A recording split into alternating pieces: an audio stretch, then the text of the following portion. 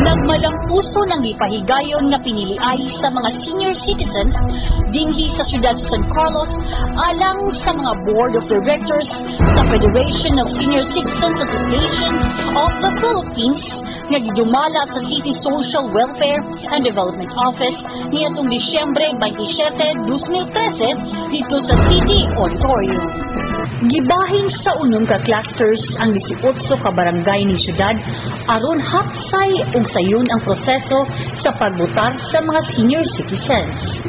25 ka mga miyembro sa senior citizens ang nagpapili alang sa PESCAP Board of Directors apan 15 lang ang hatagan ug gayon nga makapungko isip opisyales sa bawat organisasyon. Ang mga ningdaog nga Board of Directors sa Senior Citizens gilangkuban nila ni Simeon Caballero, Roberto Mercado, Evangelio Abelarde, Pantaleon Cabalona, Bataan Chan, Rodolfo Benlot, Abonio Bacudo, Diomedes Cahigas, Carlos Caballero, Virgilio Sobrado, Domingo Batus Batusan, Leonardo Albiar, Paulino Hemeda, Edelberto Wano o Pasita Bagyoro.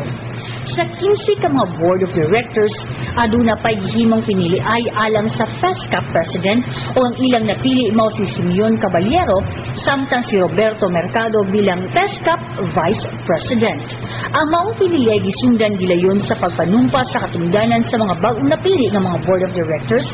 sa Federation of Senior Citizens Association of the Philippines, PESCAP, dito sa buhatan sa Mayor nitong Enero 8, 2014.